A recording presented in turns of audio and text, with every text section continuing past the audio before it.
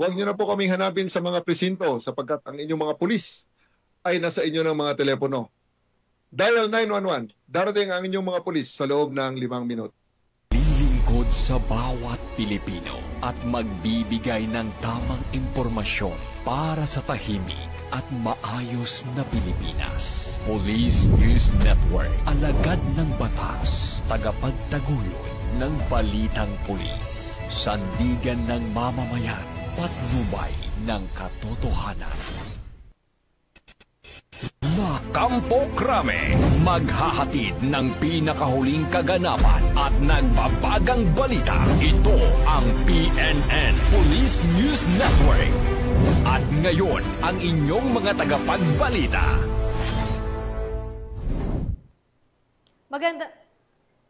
Magandang araw, bagong Pilipinas. Ako ang inyong alagad ng batas, tagataguyod ng Balitang Pulis, Patrolwoman Sari Bernales.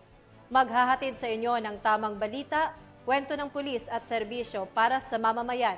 At ito ang PNP News Online, ang pangunahing balita ng Police News Network, alagad ng batas, tagataguyod ng Balitang Pulis.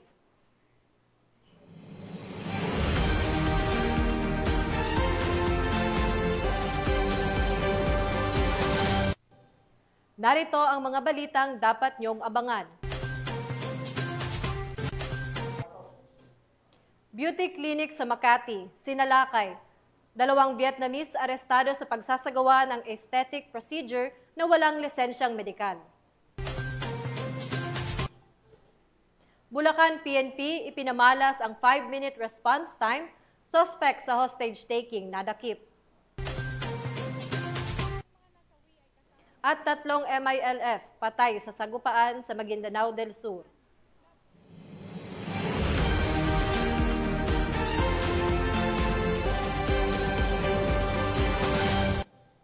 Narito ang mga balitang hatid ng ating PNN correspondents mula sa iba't ibang panig ng bansa.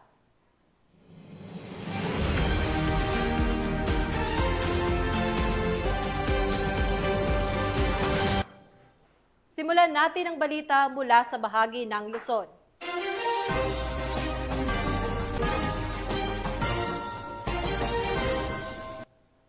Nasa kote ng mga operatiba ng Southern Police District ang 2 Vietnamese national matapos salakayin ang isang beauty clinic sa Makati City at nahuling nagsasagawa ng aesthetic procedures na walang lisensyang medikal.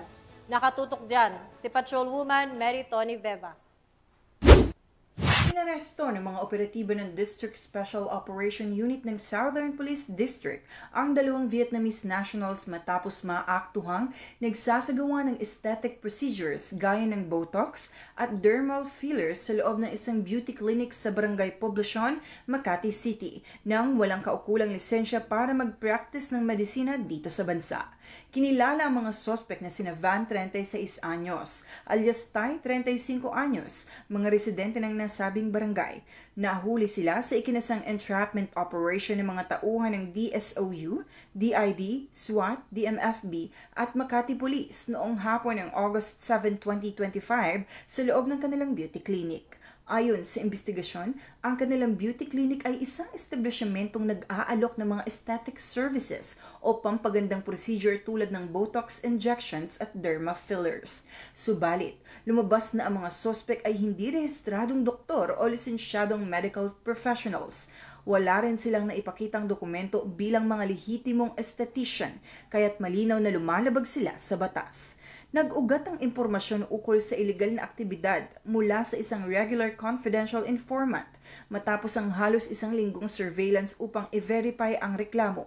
Agad na nagsagawa ng entrapment operation kung saan isang pulis ang nagpanggap bilang pasyente upang mahuli ang mga suspect sa aktong pagsasagawa ng mga procedures. Sa isinagawang operasyon, narecover mula sa klinika ang iba't ibang kahon ng Botulax at Botox, mesotherapy solutions, fillers, hiringgilya, microcannula needles, anesthesia, surgical tools, mga official receipt, client forms, sales invoices, ID ng mga suspect at pera mula sa buy-bust operation. Ayon sa mga eksperto, Ang pagsailalim sa mga aesthetic procedure mula sa hindi lisensyadong practitioner ay lubhang mapanganib. Maaari itong magdulot ng impeksyon, hindi pantay na resulta, nerve damage at iba't ibang komplikasyon sa kalusugan. Nadiskubring mahigit 1 taon nang nasa bansa ang mga sospek at nagsimulang mag-operate sa nasabing klinika sa Makati.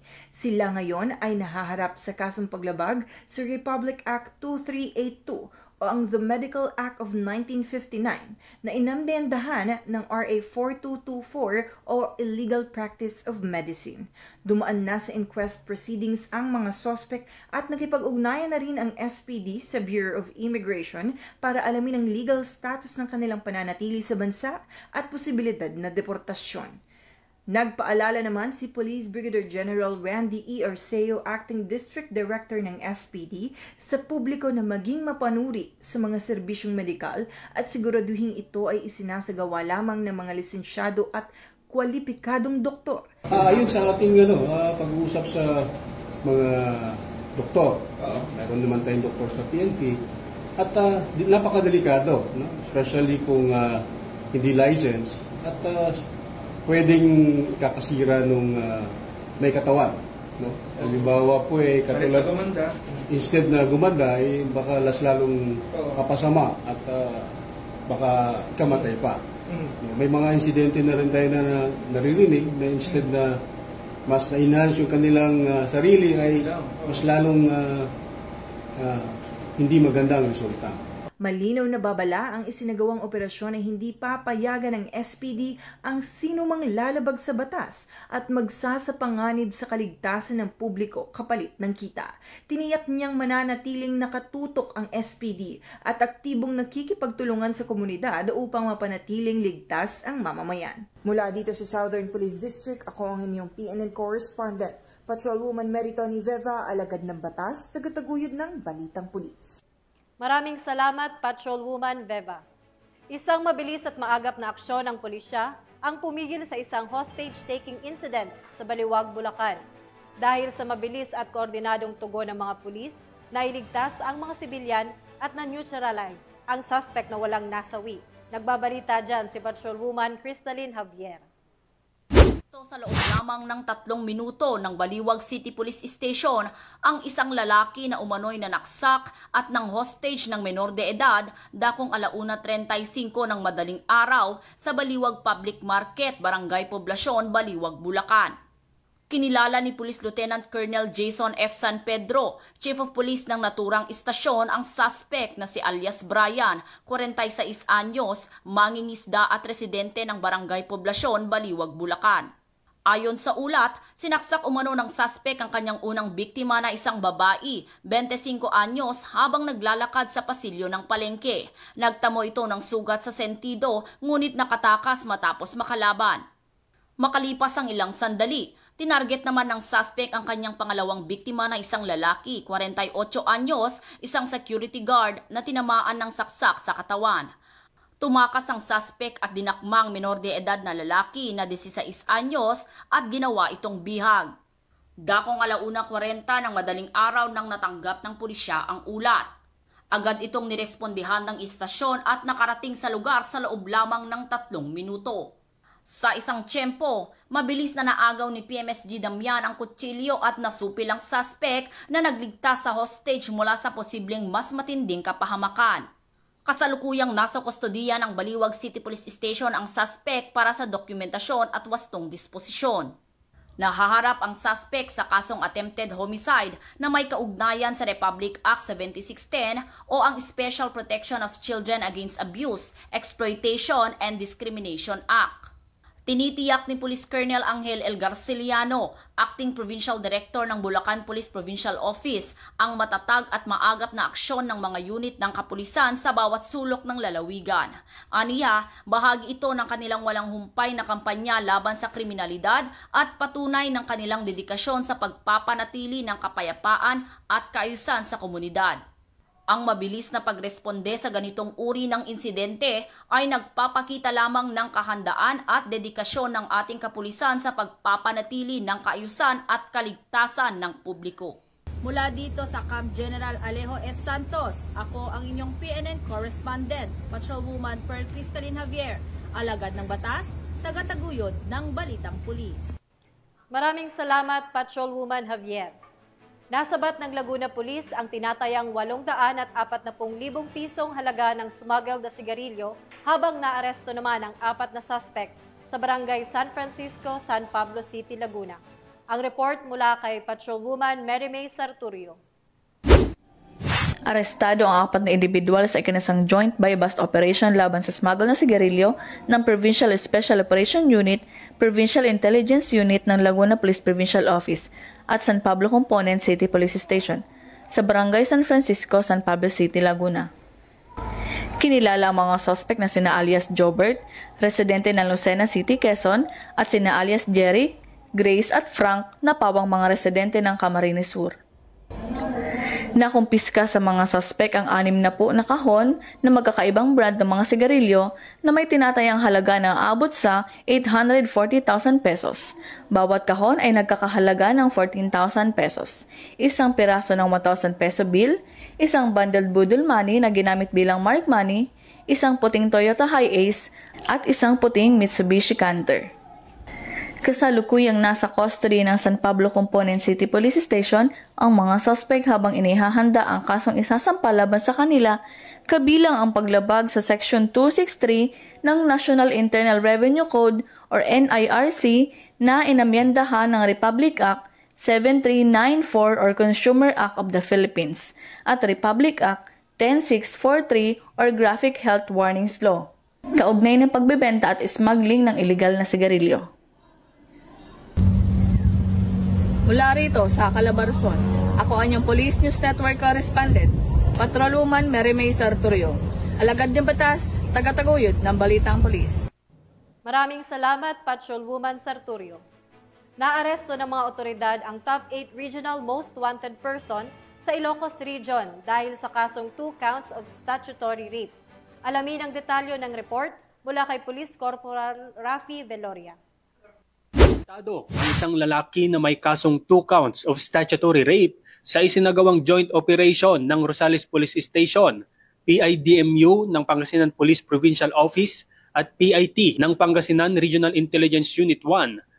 Dakong alas 4:25 ng hapon noong 11 ng Agosto taong kasalukuyan, isinagawa ang operasyon sa Barangay Carmay East, Rosales, Pangasinan sa pangunguna ng Rosales Police Station.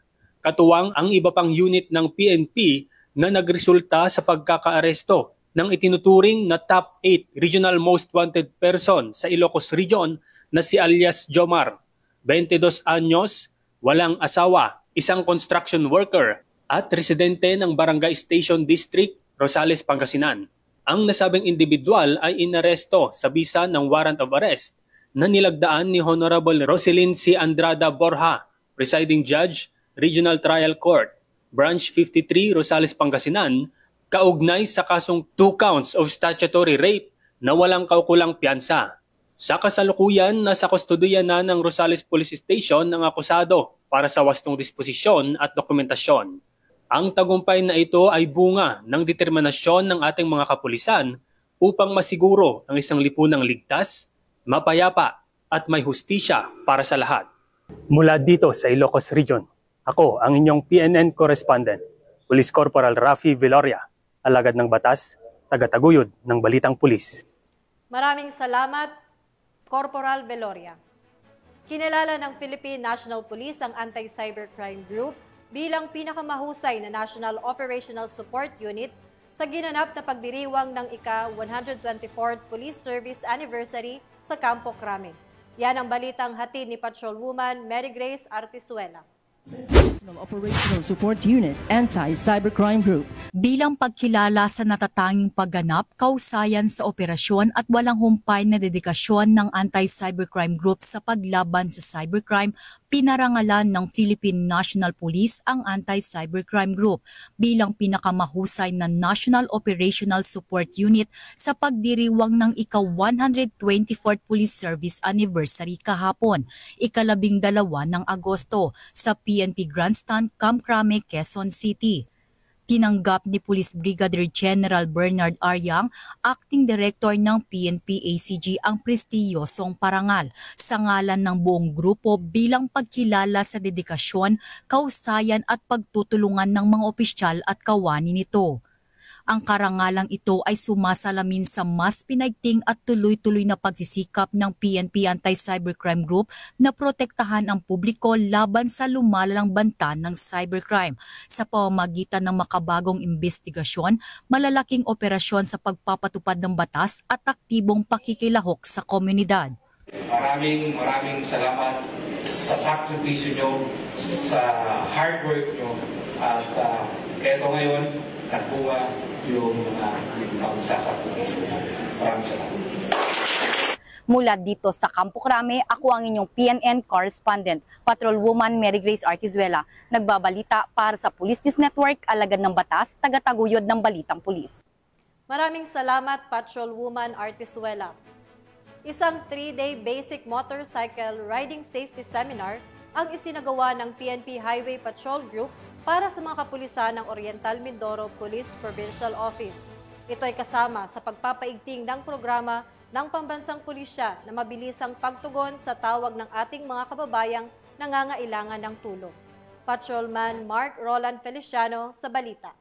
Nagtagumpay nga ang 3-day basic motorcycle riding safety seminar na ginanap sa Motorcycle Riding Academy sa Barangay Sapul, Calapan City sa Oriental Mindoro. Pinangunahan ito ng mga tauhan ng HPG Mimaropa sa pamumuno ng kanilang regional chief na si Police Colonel Christian B. De La Cruz at pakikipag-ugnayan sa Police Regional Office Mimaropa sa pamumuno ng Regional Director na si Police Brigadier General Roel C. Rodolfo. Sa pagsisimula ng nasabing aktibidad ay pinangunahan ito ng mga safety reminders sa pagmumotor at ang kahalagahan ng pagkakaroon ng knowledge about basic motorcycle training. Para saan nga ba at ano ang kahalagahan ng aktibidad na ito? Isa sa mandate natin is the road safety. Yun ang pinaka-ano natin pinaka ginagawa natin. Ito yung project natin ngayon sa HPG, programa natin, para ma-educate natin yung mga kapulisan natin sa proper way ng pagmumotor and in line with para mapalakas natin yung response time natin. Actually, matagal na itong project ng Highway Patrol Group. Itong mga ginagawa nating training. Pero this is the first time na yung mga local police natin dito sa Mimaropa, yun ang ititrain natin.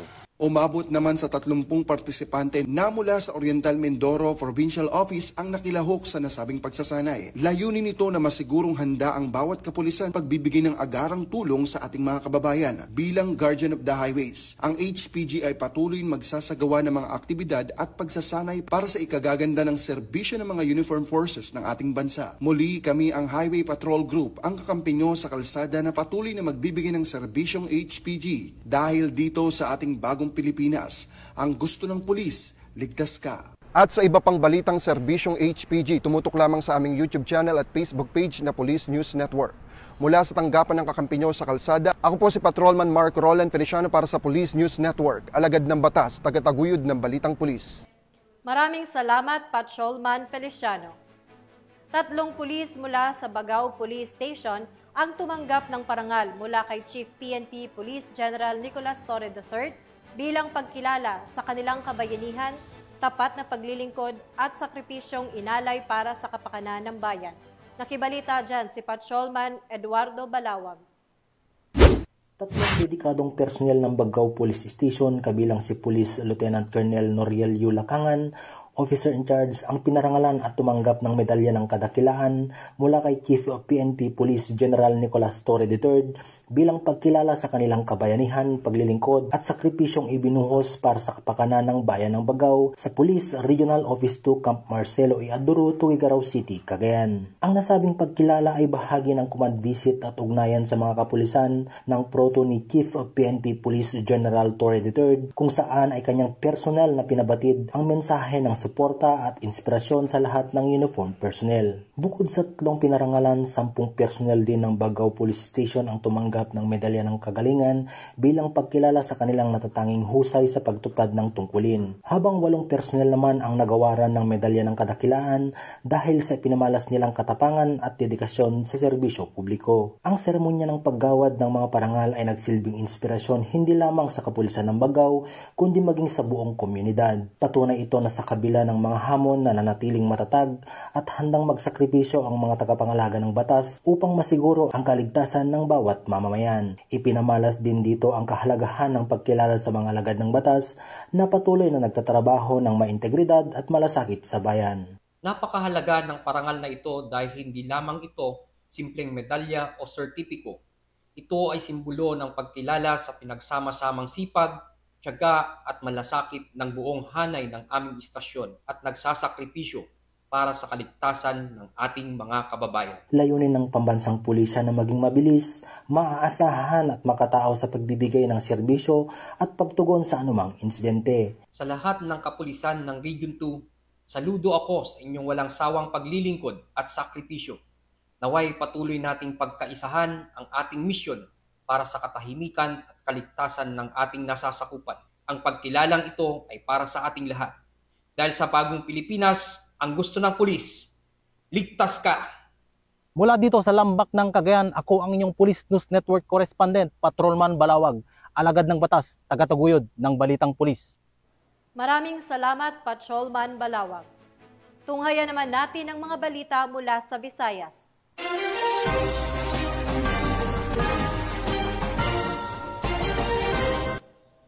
Tinatayang 1 milyong pisong halaga ng hinihinalang shabu ang nasamsam sa ikinasang buy-bust operation ng kapulisan ng Region 6 sa bayan ng Kabatuan, Iloilo.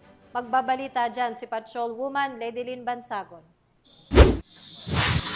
Umabot sa mahigit 1 milyong halaga ng hininilaang shabu ang nasamsam mula sa 4 na sospek sa isang matagumpay na drug buy-bust operation na isinagawa sa pinagsanib na pwersa ng Kabatuan Municipal Police Station, Provincial Drug Enforcement Unit Team 2, Regional Police Drug Enforcement Unit 6, at 603rd Company ng Regional Mobile Force Battalion 6 sa Barangay Hanipaan, Ulo, Kabatuan, Iloilo nito lamang 12 ng Agosto taong kasalukuyan. Kinilala ni Police Captain Eileen M. Lacrete, Officer in Charge ng Kabatuan Municipal Police Station, ang mga naaresto na sina alias Ryle, 19 na taong gulang, residente ng Tabuk Suba, Haro, Iloilo City, alias Rene, 55 taong gulang, parehong itinalaga bilang high-valued individual, alias Neri, 34 na taong gulang, residente ng Barangay Hanipaan, Ulo, at alias Janessa, 27 taong gulang, residente ng Barangay Apupong, Lanton, General Santos City, pawang itinalaga bilang street-level individual.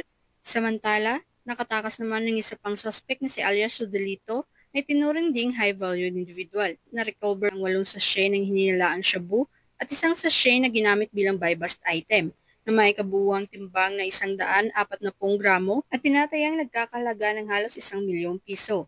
Nakuha rin ang 12,000 piso na ginamit bilang buy-bust money. Dagdag pa ni Police Captain Lacrete, mula sa pag-aresto kay alias Ryle, nasamsam ang isang 12-gauge shotgun na may 15 bala. Ang mga nasamsam na ebidensya ay dinala sa Kabatuan Municipal Police Station para sa tamang dokumentasyon at inventaryo. Nahaharap ngayon ng mga suspect sa kasong paglabag sa RA 9165 o ang Comprehensive Dangerous Drugs Act of 2002. At si Ryle ay may karagdagang kaso dahil sa paglabag sa batas hingil sa iligal na pag-iingat ng baril at bala. Patuloy namang tinutugis ng mga otoridad si alias Rodelito upang maisilbi sa kanya ang nararapat na pananagutan. Sa matagumpay na operasyong ito, ipinapakita lamang ng ating mga kapulisan ang kanilang dedikasyon, tapang at walang sawang paglilingkod upang sugpuin ang kriminalidad at protektahan ng mamamayan laban sa banta ng iligal na droga. Bilang bahagi ng layunin mapanatiling kapayapaan at kayusan sa buong komunidad. Mula dito sa Police Regional Office 6, ako ang inyong Police News Network Correspondent, Patrolwoman Ledilyn Bansagon, alagad ng batas, tagataguyod ng Balitang Pulis.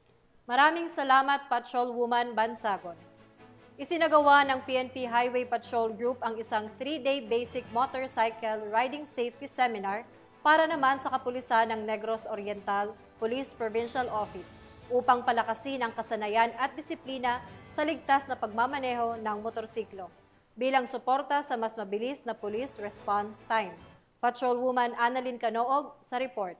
Isinagawa ng Negros Oriental Police Provincial Office ang Basic Motorcycle Safety Riding Seminar mula August 9 to 11, 2025 na nagtapos sa isang closing ceremony na ginanap sa Maringal Hall at Norpo Parade Ground sa ilalim ng pamumuno ni Police Colonel Ronan R. Claraval, Provincial Director. Ang 3 araw na pagsasanay ay naisakatuparan sa pakikipagtulungan ng Highway Patrol Group, Negros Island Region at Provincial Highway Patrol Team. Lumahok sa seminar ang mga police commissioned officers at police non-commissioned officer mula sa iba't ibang unit ng Norpo na mas pinahusay ang kanilang kaalaman at kasanayan sa ligtas na pagpamamaneho ng motorsiklo. Layunin ng aktibidad na palakasin ang kaalaman ng mga pulis sa motorcycle safety at defensive riding techniques at pagsunod sa batas trapiko bilang paghahanda sa mga operasyong nangangailangan ng mabilis at ligtas na pagresponde. Bahagi rin ito ng suporta sa implementasyon ng 911 Swift Response o 5-minute response time Directive ni Police General Nicolas D. Torre III. Ako po si Police Colonel Ronan Rodriguez Claraval,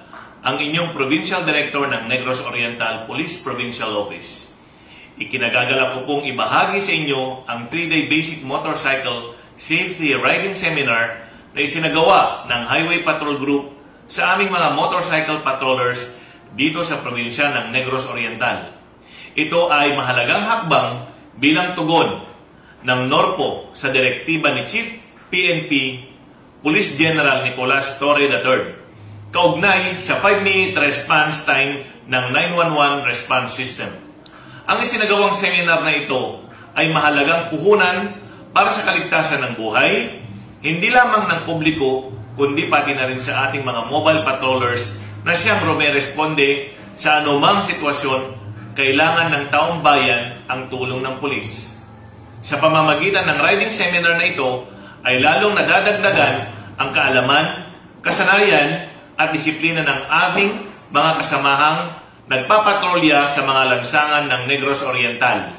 Ngayong natapos nila ang maikli ngunit makabuluhang training na ito ay masisiguro nating handang-handa na ang kapulisan ng Negros Oriental na tumugon ng mabilis at ligtas sa anumang sitwasyon. Sa pagtatapos ng seminar, pinasalamatan ni Police Colonel Claraval ang lahat ng mga lumahok at mga partner agency at binigyan din ang kahalagahan ng patuloy na pagsasanay upang mas mapabuti ang serbisyo ng kapulisan sa kalsada at sa buong komunidad. Mula dito sa Central Visayas, ang Police Network Correspondent, Patrolwoman Annalyn N. Canook, alagad ng batas, tagataguyod ng Balitang Pulis. Maraming salamat, Patrolwoman Canook. Narito naman ang mga balita mula sa bahagi ng Mindanao.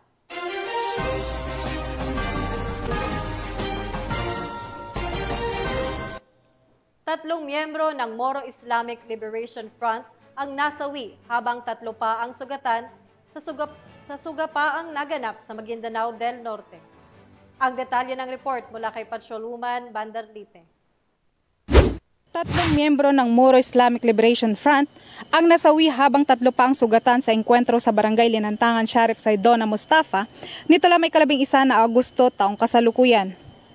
Ayon kay Police Brigadier General Jason C. D. Guzman, Regional Director ng ProBAR, ang mga nasawi ay kasapi ng MILF na pawang mga kasapi ng 128 Base Command laban sa grupo ng 118 Base Command. Batay sa investigasyon, pasado alas 8 na umaga nang nasabing petsa na magkasagupa ang grupo at sakay umano ng 3 minivan ang grupo ng 128 Base Command patungong Pimbalkan, Mamasapano, ngunit pagdating sa nasabing barangay ay pinaputukan sila ng makasapi ng 118 Base Command. Agad namang lumikas ang ilang residente malapit sa lugar ng insidente. Isang sibilyan ang tinamaan ng ligaw na bala at kasalukuyang nagpapagaling sa ospital. Na-recover mula sa crime scene ang mahigit 100 basyo na iba't ibang uri ng baril. Patuloy ang koordinasyon ng mga otoridad sa pamunuan ng MILF upang maiwasan ang panibagong tensyon, mapanatili ang kaayusan sa lugar at matiyak ang kaligtasan ng mga sibilyan. Dagdag pa rito, nagpapatuloy ang investigasyon upang matukoy ang ugat ng alitan ng 2 panig. Mula rito sa Rio ng Bangsamoro, ako ang iyong PNN Correspondent, Patrolwoman Angela Bandarlipe, alagad ng batas, tagataguyod ng Balitang Pulis. Maraming salamat, Patrolwoman Bandarlipe. Hindi na nakapalagpa ang top 2 regional level most wanted person sa kasong murder sa ikinasang manhunt operation ng mga otoridad sa Surigao del Sur. Narito ang detalye ng report mula kay Police Corporal Marcelino Termenes. Arestado sa sinagawang joint operation ng 14th Special Action Company, 1st Special Action Battalion ng PNP SAF at Tagbina Municipal Police Station, Surigao del Sur Police Provincial Office, ang number 2 regional level most wanted person ng Pro 13 na si alias Rolando sa Santa Maria, Tagbina, Surigao del Sur. Inaresto ang suspect sa kasong murder na may criminal case number 2025-04-7275-T at paglabag sa Republic Act 7610 o Special Protection of Children Against Abuse, Exploitation, and Discrimination Act na may criminal case number 551-FC-T na inisyu noong April 28, 2025 ng RTC Branch 29, 11th Judicial Region, Bislig City, Surigao del Sur. Nasa Tagbina Municipal Police Station, Surigao del Sur, PPO na ang kustodiya ng naarestong suspect para sa dokumentasyon at tamang disposisyon. At mula dito sa headquarters sa Fort Santo Domingo, Santa Rosa City, Laguna, ang tahanan ng inyong tagaligtas. Ako ang inyong PNN correspondent, Police Corporal Marcelino Termenes, alagad ng batas, tagataguyod ng Balitang Pulis. Maraming salamat, Police Corporal Termenes. Nakumpiska ng Balyok PNP ang mahigit 80,000 pisong halaga ng hinihinalang shabu mula sa isang drug personality sa isinagawang buy-bust operation sa Davao City. Yan ang tinutukan ni Patrolwoman June Mary Joy Rupin. Estado ang isang drug personality matapos isinagawa ang buy-bust operation nito lamang Agosto 12 taong kasalukuyan sa Aurora Street, Barangay 36-D, Davao City. Ang operasyon ay isinagawa ng Balyok Police Station katuwang ang mga tauhan ng Philippine Drug Enforcement Agency. Kinilala ang suspek sa alias na Negro, 33 anyos, at residente ng Aurora Street, Barangay 36-D, Davao City. Na-recover mula sa suspek ang hinihinalang shabu na may standard drug price na humigit kumulang 84,456 pesos at iba pang mga ebidensya. Kasalukuyang nasa kustodiya na nasabing istasyon ang suspek upang duman sa tamang disposisyon at maharap sa kasong paglabag sa Republic Act 9165 o Comprehensive Dangerous Drugs Act of 2002. Ang pagkakakumpiska ng iligal na droga ay isang malaking tagumpay laban sa patuloy na kampanya ng pamahalaan kontra sa iligal na droga at patunay na mahigpit na pagpapatupad ng batas sa rehiyon. Patuloy ang investigasyon ng mga otoridad upang matukoy kung may iba pang sangkot sa iligal na aktibidad ng naarestong suspek. Mula dito sa Police Regional Office 11, ako ang inyong PNN correspondent, Patrolwoman June Mary Joy Rupin, alagad ng batas, tagataguyod ng Balitang Pulis. Maraming salamat, Patrolwoman Rupin. At yan ang mga balitang nakalap ng ating PNN correspondents mula sa Luzon, Visayas at Mindanao. Sa ngalan ng pamunuan ng Philippine National Police, sa pamumuno ni PNP Chief Police General Nicolas Torre III at sa pamumuno ni President Ferdinand Bongbong Marcos Jr., kami ay maglilingkod sa bawat Pilipino at magbibigay ng tama at balanseng balita. At sa mga mahal naming kababayan, wag nyo na kaming hanapin sa presinto sapagkat kami ay nasa inyo ng mga telepono. Tumawag sa 911, darating kami sa loob ng 5 minuto. Mula rito sa tanggapan ng tagapag-ugnay ng Pambansang Pulisya, ako ang inyong alagad ng batas, tagataguyod ng Balitang Pulis, Patrolwoman Sari Bernales. Maghahatid ng tamang balita, kwento ng pulis at serbisyo para sa mamamayan. At ito ang PNP News Online, ang pangunahing balita ng Police News Network.